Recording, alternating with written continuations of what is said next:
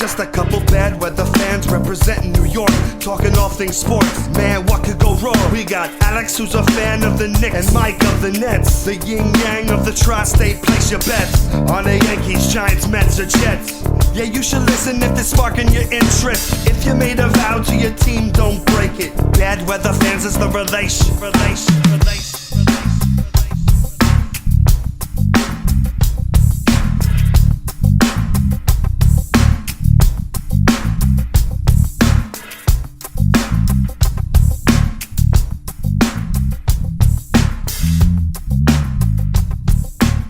That's right. This is Bad Weather Fans, episode number 121.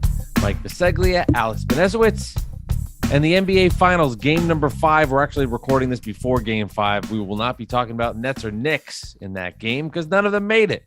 Alex, I think that's been my little shtick here for all these playoff games before, because the Nets and Knicks aren't in the NBA Finals. I'll ask how you're doing. No, they're not. They're not. I'll ask how you're doing, but I'll tell you, I am so excited for whoever wins. I'm rooting for the Warriors, but I'm just ready for this to be over so we can move to the offseason and not have to, hear about how great the Celtics head coach is. And they used to be a Nets assistant. But Alex, how are you? And he used to be a Knicks player. Did you know that? Yeah, and it's just and I think a lot of why we're not recording after the finals is because it's kind of this podcast, you want to hear Knicks and Nets talk and New York sports in general, and you can get a finals breakdown on any other show. You know what I mean? And we'll record more as the series goes on, and we'll get into that. But it's a lot of what.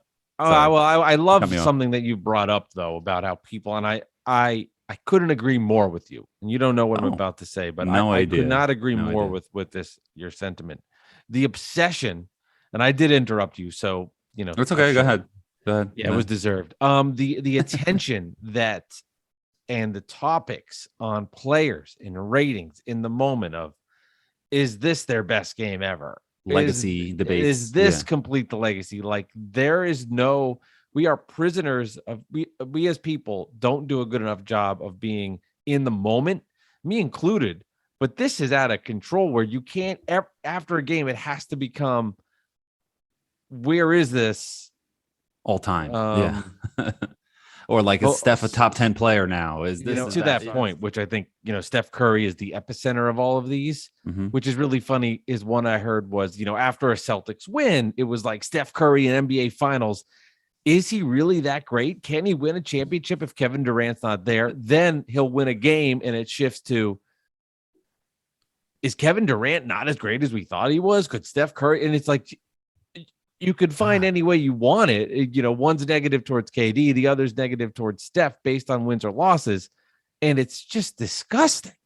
Yeah. Like, let it go. Like, yeah. No, Steph can't win unless Kyrie and Love are hurt and, or if they get Kevin Durant. And then then he has this insane game in game 4. And it's just like, is he the greatest shooter of all time? It's just shut the fuck up. Like, you know what I mean? Just let the series end. First of all, number one. Number two, let this guy's career, he still has another 5 years to play. Like, if he wins another 4 titles, then, and even if he doesn't win another finals MVP, if he's the best player on the team, what the hell are we talking about? Like, who cares? You know what I mean? He's not LeBron. He's not Michael Jordan, but like, that doesn't mean he's not great. That doesn't mean he doesn't have a great legacy. That doesn't mean anything. Like, that's the whole thing with LeBron we talk about on the show often where they say, oh, well, he'll never be Michael Jordan. Like, okay. Like, you know what I mean? If that's your knock on him, then I think he's doing pretty good. You know what I mean? So it's crazy. Yeah. And I think that's a fair assessment too, because there's only so many guys that are going to be that good. And just because, right. I mean, most people don't even remember. Most people can't even tell you random NBA players and whatnot. So yeah, I guess it's really for what it is I think that's consumed in the clickbait nature of trying to get like debates going and trying to get consumed interest as opposed to being creative and trying to think of ways to talk about the players and talk about the games itself, which is different. We know I came on the episode, I was joking around like, I want the NBA Finals to be over because I'm sick and tired about hearing how good the Celtics are. I mean, or hearing how is Jaylen Brown really the best player, or is Jason Tatum the number 2? It's like, I don't know. They're both pretty damn good. Both start not technically, but both came from the net draft pick pools. So I mean, they're both depressing. However you want to answer that question. Prisoner of the I don't moment care. stuff. Yeah, it's crazy. It's before I met you, I used to have in my profile, I hate prisoners of the moment. And it's so true because it's just that's the way the nature of sports is today in sports media, where it's some guy's a big game. Is he the best of all time? Is this guy the best of all time? Is this the best game of all time? Right. It used to be, okay, this guy is the best and everybody knows it. And yeah, you might have debates with your friends, but it wasn't on TV 24/7. You can actually watch SportsCenter and see all the highlights from all the games from the night before. What a concept, but now it's just the same crap over and over. And, sometimes I sit down and I just want to watch highlights on TV, but I have to go to YouTube. I have to click on this and click on that. I just want to turn on the TV and be entertained. I got to go to NFL Network if I want to see NFL highlights, ESPN if I want to see everything, NBA if I want to see NBA, NHL if you want to, it's crap. I feel like an old man, but it's just the world has changed and the media has changed with it. And that's what sells. I mean, these guys like Skip Bayless or Stephen A. Smith, we make fun of them all the time, but they're making millions of dollars talking about this crap. So it's frustrating for them. Not like I'm dying to be them. I'm just saying, it's frustrating as a consumer to hear the same crap over and over. Yeah. If you're going to ESPN, you're not getting breakdown of games as much. It's really more about turning in something that happened and then consuming it into a conversation. Right. And that's really what has happened. I think the first takes of the world have bled over, where now you're getting that instant take as opposed to reaction from the games, which is why I think, and I think a lot of people would agree with me, that the TNT coverage is by far the best because their personalities are so strong and it doesn't feel fake. And even if they did do some of that stuff, I don't even think it doesn't seem quite as obvious. It's more of an organic conversation that happens and not forced takes of things. Yeah. Well, Ernie Johnson is just the best at setting them up. He knows how to push their buttons. He's been with them forever now, all those guys, and, Shaq and Barkley and Kenny Smith. And then also when Dwayne Wade is on there, even Jamal Crawford. And there's a bunch of other people that are on there all the time, and they just know how to set each other up. And yeah, it seems like Barkley never prepares because he doesn't. Shaq doesn't prepare. Kenny Smith prepares a little bit, you can tell, but they don't give a damn, and that can be frustrating as a diehard fan. But that's how a diehard fan is with all national coverage. You watch the Mets games and Mets fans are complaining about the Apple TV broadcast. Oh, it's the worst. It's the worst. It's the worst until you put on Sunday Night Baseball. And you're like, what the hell is this crap? We have a Mike Trout interview for an inning and a half. What are we doing here? Well, it's frustrating with that. And to hear people complain about that. It's a national broadcast. It's not going to be Gary, Keith, and Ron. Okay, guys, just calm down. It's just anyway. Yeah, you're not going to get that. And I think that's why a lot of people, I've noticed this a lot with NFL games, because each team does not have their home broadcaster. They do on the radio. Yes, but if you're watching this and consuming it on TV, you're most likely getting a different person each week, and you're getting a rotation of guys. So I think for them, if you ever hear people, they're like, oh, they're biased for the other team, but then the other team would listen and go, oh, they're biased for your team. I mean, there's no winning from Joe that Buck. side. There's no winning. And even on the lower end, now Joe Buck's one of the highest paid guys and Jim Nance is of the world. But even if you go to the lower end where it's like the fifth guy on Fox, which is still an incredible gig, calling TV NFL games, is still going to be getting shit because it's like, oh, they're anti my team. Right. He's from North Carolina. So of course he roots for the Panthers. Mm-hmm. Yeah. There's something. It's like the NBA draft lottery. There's always a conspiracy theory angle. God. You know what I mean? For everything. First of all, I'm so glad that's over. And, people complain like that. We talked about this when it happened, but people complaining like the two people that annoy me. One, the people that are like, oh, Knicks don't catch a break. This thing's rigged. It's like, oh my God, it's a lottery. It didn't work out. And then the other side of it is like, oh, Knicks can't win a lottery again. It's like, well, they had like a 2% chance. Holy shit. Mm-hmm. Why can't this just be as simple as they just didn't win because they probably had a slim chance to do it based on the number of fucking ping pong balls? Yeah, well, it is frustrating as a Knicks fan because you're just like, a fucking course, we're not going to win it again. But you shouldn't. I mean, you were decent. This year, I understand that. Decent bad. And they've only had, and if you look, and emotionally, you look at it like, of course, in the NBA, they're not going to help us out because we're the most valuable franchise in the NBA, or one of them, top three, whatever it is, every year, even if we lose, blah, blah, blah. But then you look at it and it's like, how many times over the last 22 years have they actually been in a position to win the lottery with great odds? Exactly. It was the Towns draft. It was the Zion draft. It was Earlier when they drafted Michael Sweetney, they were up in the top 10. The Ntilikina draft. It was only, but then now we're talking about like, what is that, 5 times? Five or six times in 22 years. That's not a great percentage. And only a couple times the highest percentage. Once was RJ. It was the Zion draft. That was the only time that they actually, and those are the only times that they actually really tanked. And they gutted the roster both times. They gave away the first time they gave away Shumpert and J.R. Smith to the Cavs for anything. Got like Lance Thomas and a bunch of spare parts back just to get, just to suck. Yeah, you know what I mean. And then Melo was getting surgery, etc. And then, you have the second time with the Zion draft, how the whole NBA was tanking for Zion. Just the Knicks were, of course, according to everybody, and they're the only ones who missed out on him, of course. But you know what? That's just how it is. It sucks. And it does feel like it's rigged sometimes, but it probably isn't. You know what I mean? I'm sure the NBA would love the Knicks to be a dominant team. Yeah. In what universe does the NBA not want the Knicks to be good? And I'm not talking about talking heads that like to put them down. In what universe are the Knicks successful in New York not a good thing for revenue? I mean, I understand your point. Like, they're still top 3 regardless. Exactly. But I mean, if the Knicks are the Warriors, if the Knicks are the Celtics, they are making so much fucking money. I mean, those two teams are still big markets, and the Celtics obviously. Well, the Warriors were. But I mean, if nothing in Oakland at a shitbox arena. I'm saying if they're having that kind of, if the Knicks Yeah. are having their kind of success, are you telling me that the NBA is like, well, we'd rather it come from Oklahoma because we can even ourselves out? No, they want the Knicks to be good. They're not revenue shares. Yeah. They're not purposely like they're rooting for the Knicks. The problem with the Knicks is they fucked it up. Nothing to do with the league. The Knicks making bad management decisions, poor decisions.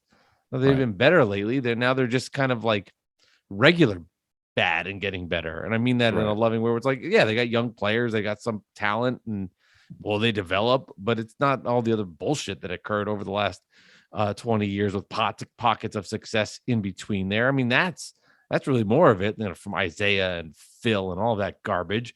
Now it's just like, is Emmanuel Quickly going to be better? I mean, I don't know, just like regular bad team problems. I think it's also but I hear that point. You make a good point, but I think it's also, well, does the NBA want the Knicks to be a dynasty? Sure, they would make a lot more money. That would be they would go to the next level as a league as well. You would think, because it's such a big market and a huge fan base, and everybody be engaged.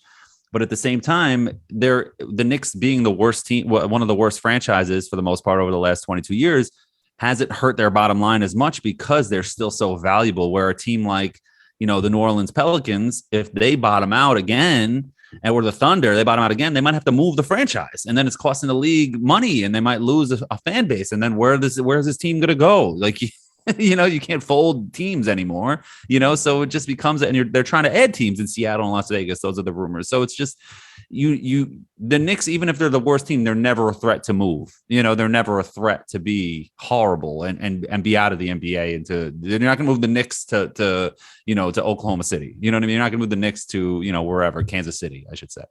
Yeah, that's the angle. I get you on that angle, but what is the league striving for in the sense of money? Yes. Well, yeah. Oh, we know we have something here with one of our foundational teams. We don't have to worry about that. But ultimately, I think there would be, for the league itself, would help it out if the Knicks became a super, and I say super team, not with players and this, but I mean, just like be a team the 90s. Yes. Be a legitimate title contending team, right? For 10 years. Yeah. Look at the Nets, who have no fans in there in the New York market, and how much it's helped. Yeah, it's crazy. And with the draft coming up in a week and a half, whenever it is, it's like right after the finals, which is crazy. It's you have all these trades coming out for the Knicks of like the fans are saying, oh, we should move heaven and earth to get Jaden Ivey. I'm like, are you crazy? You move heaven and earth to get somebody like Dame, even maybe not even anymore, Donovan Mitchell, somebody like that. That's who you move heaven and earth for. I'm not giving up 3 first-round picks to trade up for Jaden Ivey, who lost to a bunch of kids from Jersey City. You know what I'm saying? I keep saying this over and over, and it's just like, yeah, I trade up. I trade Randall. I trade the 11th. I've traded a couple seconds plus and move up. Sure. But am I trading all my future picks next year for him? No, no way. No, I mean, that's a little insane to move up that much for a guy that has so much, potential. But again, it's potential, and who the hell really knows? I mean, I think when you're moving up that high in a draft, you're going after guys where they're going to be stars. Like look at, for example, Tim Duncan's. LeBron James is. I would even say like Karl Anthony Towns is a little bit more. And look how, and he's a good player, but still he's not like an all-time great. He's a fringe all-star, right? In the West as a center, good, very good player, and he made a lot of leaps and bounds. But we're not talking about transformational players here. Right. You got to be careful with that stuff. You do, because you could end up hitting more on where the Knicks 11. Yeah. Than they could, at 4. I mean, you could. It's possible. That's Right. scary. I would be very scared to do that. I know it depends what you move, but I would be very scared to move that much for when you're just going up that many picks in the draft. Because I'll say this, if you miss on that, you're fucked. Yeah, and then you gave up assets to miss. You're done. You know what I mean? You're screwed. And then you waste RJ Barrett, you waste Obi, you waste Quickly, you waste all these guys, and then that's it. And the reason why also those picks, like a Zion pick, a LeBron pick, a Tim Duncan pick, nobody's ever traded out a number 1 when there's a surefire number 1 player in the NBA draft because those guys are so valuable. It can literally change your entire franchise. There's no package available. It literally, there's no package available and not in the NBA to make that kind of trade. So there's never like, oh, we'll trade up and take Zion. Like, it's not like in the NFL where, you have the number 1 pick and you could trade out of it and maybe, convince the Jaguars or convince somebody to get that number 1 pick. And, you give up a few future ones or whatever, you can get to the table. You're not getting to the table with the Pelicans 3 years ago for Zion. They'd be like, get the fuck out of here. No. You know what I mean? Zion was supposed to change the NBA and he still might one day, but it's crazy that people would even suggest stuff like that. But that's another story altogether. And overall with the Knicks, I feel like all these trade rumors and et cetera, I feel like they're not going to even make any trades. They're just going to take the pick at 11, keep Julius Randle. They're going to reset and they're just going to run it back. And it's going to drive me nuts because everybody's making up all these trades and all the rumors are just rumors and they're not even real rumors. They're not even like, it's just hearsay and debates. And that's why I'm not getting involved in that crap. So, well, it's fine, Alex. Let's get you involved. I got something for you. It's fun.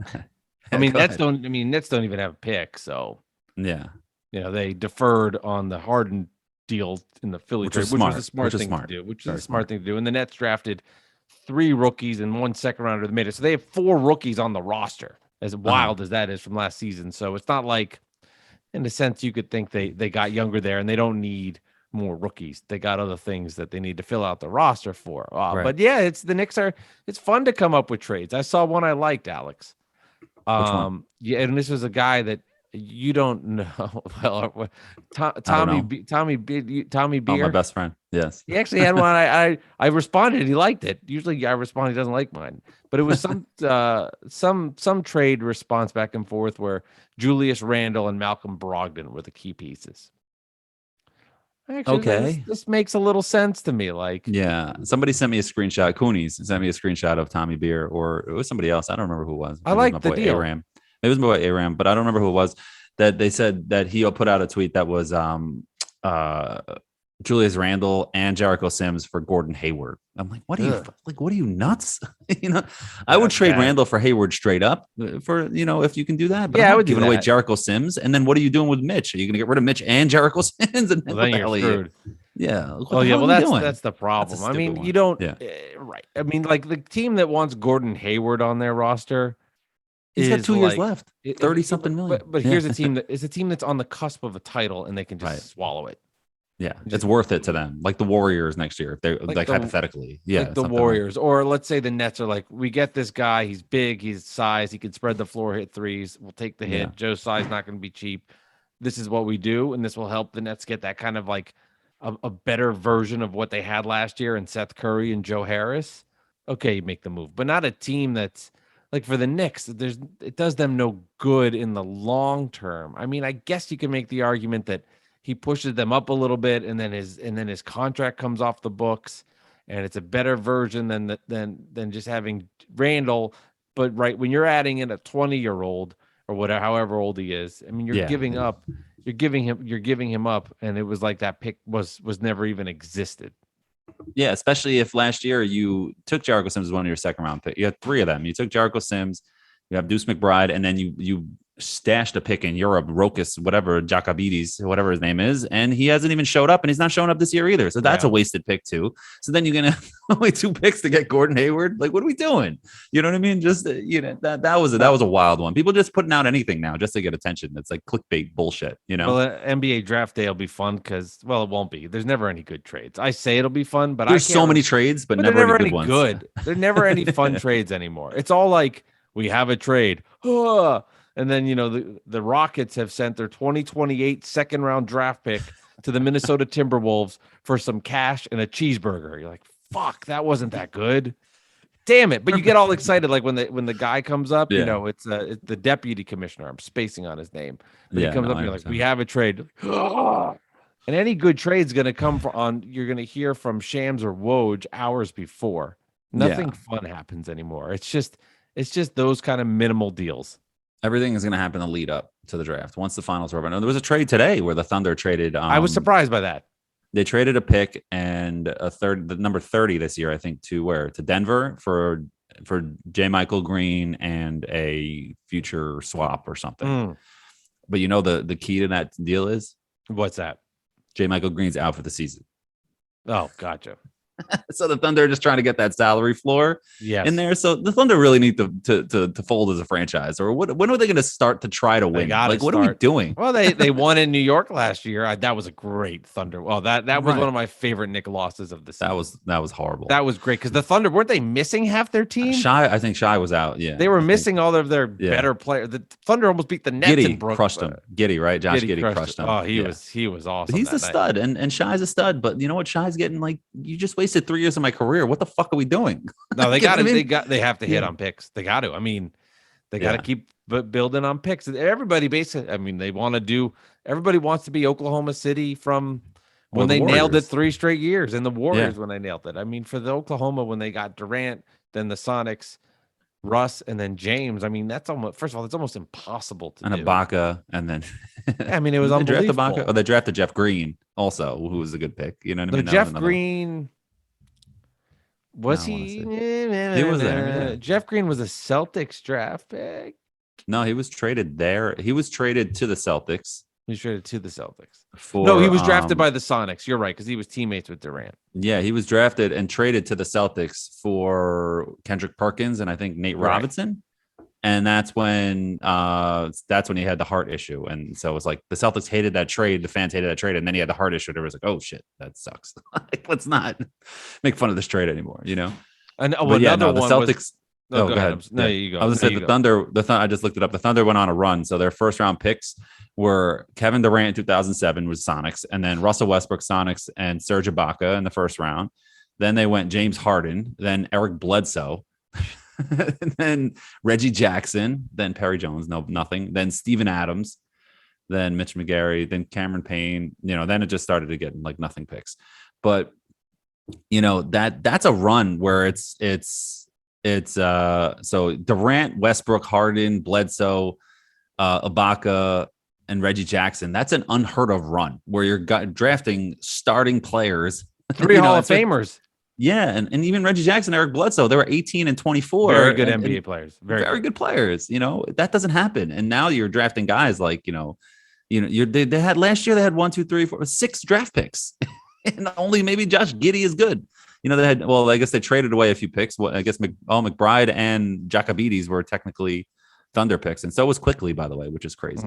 So they're just like, it's insane. You can't keep up. You hate seeing the Thunder get any praise. I just don't like what they're doing, man. I'm really against long-term tanking. I was against what the Sixers did. I am too. Long-term tanking where you shut down your franchise and the fans that have no hope to watch the games. And it's just like you're running through the motions in the games. You're hoping they lose. You're trading for players just to shut them down like Al Horford. And Al Horford's a big player on the Celtics. I don't know if you heard that he's been playing well on the Celtics. I missed it. And that kind of stuff drives me nuts where it's like the Sixers shut down their franchise for 5 years and what do they have? They have Embiid, who is great, and they have Ben Simmons, and everybody's like, it worked. Yeah, well, what about Okafor? What about Noel? What about these guys that they kept drafting players that they were stashing for a year and only Embiid has worked, and that's it. Fultz, yeah, Fultz. They traded Tatum for the chance to get Tatum for Fultz, which is crazy. Thank God. I mean, Embiid and Tatum would be a wrap. Oh yeah. That's what Ben they Simmons thought they and him was were. almost a wrap. Yeah. Yeah, I know. Simmons is such a wild card for the Nets. Such a Right. wild card for what he brings when he comes back. I mean, he game changes everything with them. Yeah, he does. He does. And And and I'm rationalized watching these Celtics games, and I mean, there's nothing I can like. The Celtics are way better, but you do feel you just see like it's not like I don't think the Nets are light years behind it. And credit to the Celtics, man. Like when everybody says do this, do that, do this, do that, all the Celtics did was just grow internally. And yeah, that's well, how they they got tried. better. They tried. They But the went for thing is, Hayward, Kyrie that one but you offseason. know They what the tried to go crazy in. thing Yeah. is? They Yeah. failed and it helped. Their failure in signing guys had made them better. Not In getting what way? Hayward, like not getting Kyrie. They're better off because they're not here. But well, I I mean, they had him. He just got hurt. but I'm just saying, Kyrie. like the Yeah. way they handled business, and they got lucky in a lot of examples, but like their internal growth of their own draft picks, and I'll consider Tatum in their own draft pick because they dealt him on draft day. So don't give me the nuance, police. But I mean, his internal growth. Marcus Smart got in the NBA, couldn't Mhm. shoot. Now he's a very, he's a reliable He's the threat heart from and the soul of that outside. team. Yeah, He's the heart and and soul of the everything team. else he Yeah. brings, He's the coach on the goes without floor. saying. Yeah. Yeah. Jaylen Brown there and his defense and everything Mhm. he does. I mean, those three guys in particular, their internal growth is why And they're in the NBA Finals. The Williams Williams, is another example. That's incredible. yeah, And then you that's add guys like Al Horford, you add guys in the role players of the world, you make the trades for Derek White and whatnot. Like this is how it comes together. And it's just from last year when Danny Ainge's gone and Brad Stevens mhm. stepped down to this spot. So I'm so jealous. I'm so Yeah. jealous. And the reason I'm rooting hard for them to lose is purely out of jealousy. So any Well, yeah, Celtic fan that's like, you're a hater, it's like, I'm just jealous. of course. What do you want from me? Like, I'm jealous. You're experiencing for the 17th time something I want to do once. Come on. No, those poor Celtics fans, they haven't won since, Paul Pierce. Your people. Poor Celtics. Those are your Yeah, my team. people. That's your team. By the way, before we get into the Kyrie stuff in the tweets, but I've been started to watch that Lakers show on HBO Max. You like it's it? really good. I'm liking it. Yeah, I'm a few episodes in. I'm really enjoying it. I know it's a little dramatized that they said A lot but it's- dramatized. yeah, but it's Yeah. the story's there. I mean, it's still the story, But anyway, so Kyrie's tweets today. I'm what were your thoughts on those? I'm 3/4 through it. Yeah. Oh, okay. But Looking at stopped. the Lakers show. Yes. Well, because I've been watching a lot of Better Call Saul and Okay. Barry, which I highly Barry, I recommend. haven't got into yet. Yeah. Which I highly recommend for anybody that needs some bad weather fans show recommendations. Not that you really need it from us, but my show on Netflix is The Last Kingdom. You should check that out. Really good show. I have the last season left to watch, but I haven't gotten to it yet. But I just finished Ozark. That was good too. It was a good ending to Ozark, but it was interested. So anyway, so Kyrie's tweets. What are your thoughts on Kyrie and these crazy tweets out from today? I don't care. What does it matter? This is just it matters because it keeps showing how crazy this guy is. But even I if don't he's messing with everybody, what is that gaining for him? I don't think it impacts the Nets on the court and how their season's going to go. So to me, But I'm it like, has though. I Well, not I the just tweets don't. specifically, but his actions have impacted. Oh, his the Nets on the actions, court. yeah. Oh, Yeah. his actions, yeah. But I don't think that Yeah. tweet has anything to do with Okay. like for me. For me, the Nets next year, if they want to have an opportunity to be in a place to win a championship, they got to take the regular season really seriously. They've got to come and focus. They need to be healthy, and they need to go out and take the season seriously, like the Celtics did, like the Warriors did. Yeah, there's going to be ups and downs. Yeah, they're going to lose games. Yeah, they're not going to be perfect. Okay.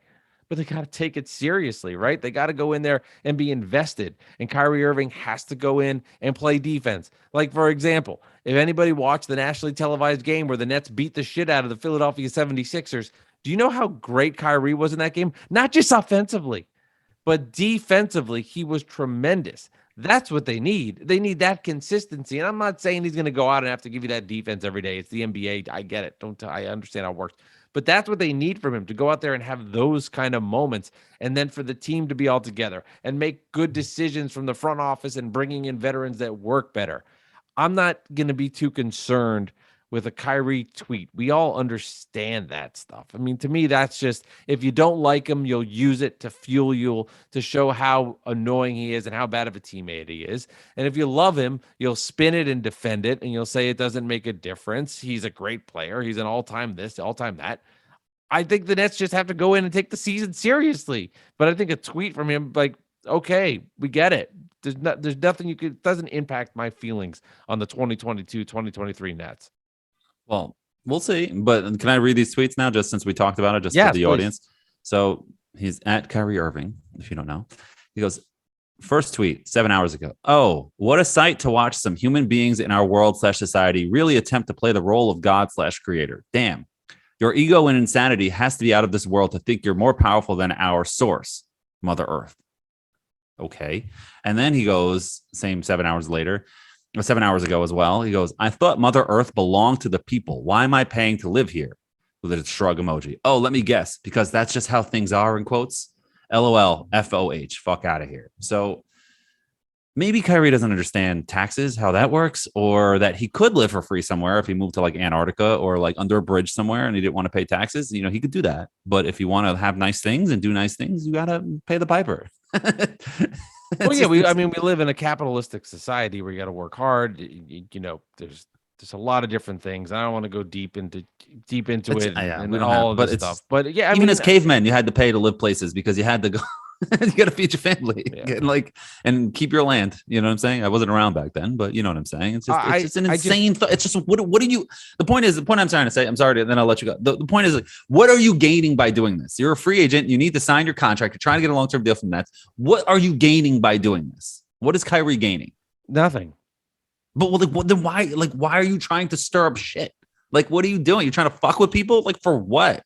Yeah, I mean, it works. I mean, I do think he wants to fuck with people a little bit, and why? I don't know the answer to that. Yeah. I don't know why, but I mean, from a net perspective, as a fan perspective, I just don't see how. You know, maybe you want to say, oh, there's signs there that this is going to lead to how he plays in the regular season and won't be there because he just can't commit, etc. I think the two aren't equate together, and that he needs to just come out there and play and just represent the Nets and just go out and do it. Other than that, it's just noise. It's just all but he noise. has done that in the past. He hasn't showed up in the past. Well, that's so it's more not of the like concern. This is out of context. Yeah, but that's more of the concern for me. It's not his tweet or his Twitter or his Instagram. What's more of a concern is that there just always seems to be something that happens in his control, out of his control, mandates, fair, not fair, doesn't matter. Somehow, right? The world finds a way where he becomes the center of its attention. Maybe he doesn't mean it, and maybe he truly in his mind doesn't mean it. But for whatever reason, you know, the basketball god said, let's find the one city that's going to have, or one of the few cities that's going to have a mandate in place where you need to be vaccinated, and other road players can come in and don't need to be. Of course it happened in New York, right? It was just like it found its way. it happened in Golden State, in San Francisco, No, and Wiggins got the shot, and he's in the finals. I get you. But it's just saying he seems to find a way, good or wrong. A lot of that was out of his control, but it just always seems to find a way to him. Even right or wrong, he seems, because he's never the bigger person. He wants to be this martyr, and he's never the bigger person to just let things go. He digs in, and that's what he does. He thinks that his contract doesn't allow. He doesn't say that he should show up for work every day when it does. You know what I mean? He can't just take off and go to a birthday party. You don't work, 9 to 5 where you get PTO days. You're getting paid hundreds and hundreds of millions of dollars to show up for work for 6 months. And for the Nets, it hasn't worked yet, and he hasn't been. It hasn't been from a longevity standpoint. Injuries, this bullshit. I mean, this stuff happens. So yes, there always seems to be something that finds Kyrie. But I'm telling you right now, I don't care about the tweet. I care about him disappearing for a birthday party. Yes, I care about everything that happened with the mandate and how that impacted the Nets and all that came with it, with the home road splits. Yes, I care about the fact that he didn't play defense in the series versus Boston. But I'm not going to get on my high horse and be like, oh, here's another example. It's just some tweet. I don't like that. And maybe that's because of the standard that's been set, that there's on the court stuff. To me, that's what's important. If he shows up and plays, if he digs in, if he's there, because I still believe, and you can say, oh, delusional Net fan, it'll never work. I tried to tell you, and I'll stand by it. But what am I supposed to do? They've got Durant, they've got Irving, and Ben Simmons is coming back, and they've got players around him. I'm going to dig in on it. There's no other options. No other options. What are the Nets going to do? Release Kyrie Irving? What's their road to the finals? There is none. It's gone. It disappeared. It doesn't exist. It's not going to happen. Have to start over. It's over. You have to live with and just because in the past there's been some of this shit, he has the ability with Kevin to do it. It can still happen.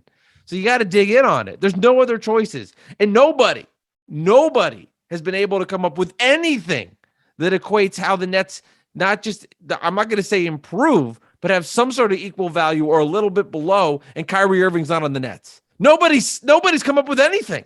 There's been not one person to come up with anything on how the Nets survive Kyrie Irving leaving and the team is just as good or better. It's impossible.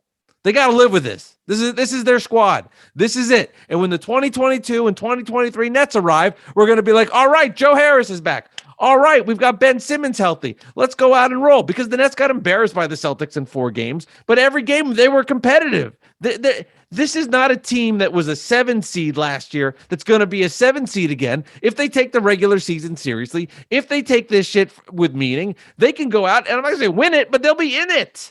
They have the talent to do it. It's there. I can't go crazy about how stupid some Kyrie tweets are every so often. It's about the product on the floor. What can they do? Are they locked in? Do they take the season seriously?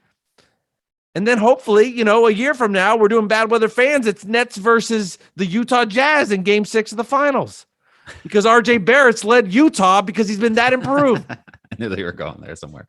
But yeah, no, but the whole point is that in the past, he's shown this is not a rogue situation where it was just the vaccine. It's always something. I said that. It's either an injury, I agree. It's either an injury or he's leaving and something's going on. So that's the point, is that it's not, you can't just like look at things as like, well, you know what? It's just out of context. It's just a tweet. It's just this. It's just that. It's just Kyrie being Kyrie. We have to sign him because there's no other, comparative player to him out on the market to get him. Because that's true, because no one's going to trade for Kyrie because he's nuts. So you can't just be like, well, let's sign and trade Kyrie and get somebody else in there and get Dame or something. The Blazers going to be like, fuck out of here. You know what I mean? They're not going to nobody's going to want that. You know what I mean? So that's the point. That's why there is no comparative situation where you get rid of Kyrie, because then what are you going to do? Then Kevin Durant's going to want out, and then your team is fucked. So you dug yourself in. So you're stuck in the situation. Yeah, you are.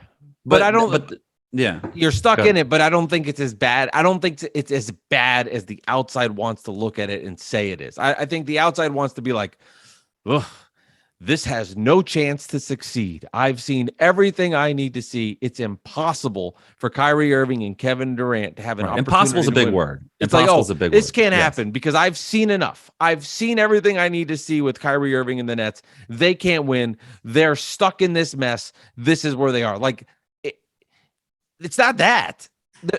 You know what's going to happen? NBA season is going to start next year. Ben Simmons is going to be back, and I'll hand to God, the Nets are going to be the favorites to win the East from Vegas. Like, that's going to happen. And you might got to see how the offseason goes, but yes, that's a good possibility. You might say, but like, there's a reason that's the case, right? I'm not saying Vegas is right. Vegas is right. But Vegas, they don't want to get hammered. Also, they don't want to get hammered, but they're not. They can win it. Yes, exactly. You know what I mean? For the Nets, everything went wrong this year for this team. A lot of it self-inflicted. All of it self-inflicted. And this is where they came to. But it does. I mean, I have to believe as a Net fan that the pendulum will swing the other way, or why am I watching? Yeah, well, that's the point. Yeah, that's like me with the Jets every year, where it's every year. It's like this team's gonna suck. I know they're gonna suck, but every year, like a month before the season, I'm gonna try to trick myself into thinking like they might be okay. Even though I know deep down they're gonna suck again this year, I have to trick myself into thinking, well, you know what? They got Wilson, they got Sauce, they got these, Zach Wilson another year, maybe solid, gets it together. But deep down, I know they're gonna be 4-13. You know what I mean? It's just what you have to trick yourself as a fan. So I get you from that rationale, and I get you where impossible is a big word, like I was saying, where to say it's impossible for them to win again. No, it's not for them to win a title. The Nets to win a title. No, it's not impossible. Do I think it's going to happen? No. And do I think Kyrie is going to have another issue next year? Yeah. But even if they win 55 games next year, they're going to go into the playoffs. Something's going to happen because that's what's always happened in his career. He's either got hurt or he's got some kind of off the court thing that's brought him away from the game. And that's just that's just I'm playing the odds there, right? And here's the beauty of it: something might not happen. You're playing the odds, right? But that doesn't guarantee anything. And let me tell you this, because I know there's a lot of an army of your assholes that listen to this podcast, and we're celebrating the day that the Nets lost and were swept by the Celtics, and we're celebrating it, and we're excited by it. I can tell you this right now. Everybody that put on their cocky pants and were real excited about it, the second the Nets are 10-1 and beating the shit out of everybody in the Eastern Conference, they're going to be scared out of their fucking mind that their worst nightmare is going to come true and the Brooklyn Nets are going to win an NBA championship. And you think I'm annoying. You know out there how much more annoying everybody is. So for as exciting and as fun-filled and as much energy and joy that was sucked into everybody's lives to all of your Nick asshole friends, the terror that will start to set in when the Nets start to play well and look good, it will be there. And it's still a reality. It's still a reality. And with all that said, I'm sure the Nets will come up short and disappoint me. I mean, I would be lying if I said it was the other way. But I have to keep up hope. Like I'm going to watch. Yeah, I think the Knicks fans will be, Nets don't have a chance to win a championship. No chance to win a championship. Okay, I won't watch. I'll decide to move on and watch all more episodes, and I'll watch the show you recommended on Showtime and not watch. It's like the Mets this year, right? The 39-22 or whatever it is. They just went on a 5-5 West Coast trip. They look good on that trip considering the circumstances, the gauntlet, just having to do another West Coast trip. Yeah. The injuries that hit him with Lindor and Alonso and all the bullshit that happened. Yeah, right? Exactly. Marte. Yeah. They come back, they're 5-5. Atlanta hasn't lost, since 2 months ago. But what am I going to be like? Oh, well, Atlanta's hot now and the Mets were 5-5. I guess I'll give up because I could use the same rationale. Something wrong always happens to the Mets. Yeah, right? And but maybe not this time. And you'll be suckered in because you have no choice. I'm already suckered in with the Mets. Of course, they're fun. Yes. How can you not be? But all right, well, I'm glad you got some yelling in. You got me fired up, man. Now we can end the show. But just like you're probably gonna get disappointed by the Nets, I'm probably gonna get disappointed by the Knicks on draft night, and that's how fandom works. But I'm gonna hope that it's not gonna happen, and that's the end of that. Yeah. Oh man, Bad Weather Fans, episode 121. We anticipate a lot of disappointment. Yeah, that's why we're called Bad Weather Fans. Exactly. Yeah, man. All right, Bad Weather Fans, episode 121. Next week we will record our show after the NBA draft, so we'll get a reaction to that. We talked about earlier, maybe there were no trades, but we'll see what happens. I say that tongue in cheek. There will be deals that go back and forth. Also note for everybody listening to this podcast, please follow us on Apple Podcast. You can get updates on the show and get episodes as they drop. And don't forget as well, we are on YouTube. Alex, we had some fun interviews over the past few weeks with Chris Childs, Greg Giannotti, and of course last week, the one with Tracy McGrady. Yes. It's a lot of fun interviewing these guys, and it's a lot of fun to hear their insight on different things, and if you really want to support the podcast, if you have the podcast apps, just make sure you download the episodes. That really helps us out the most. So, thanks for listening, and, we have more interviews to come. All right. This has been episode 121 of Bad Weather Fans. We'll see you next week on draft night at 122. Alex, I will talk to you later. And as we said last week, or maybe it was a few weeks ago, I can't remember, but go Mets. Yes. Let's go Mets. Yankees suck. No, they don't lose either. Yes.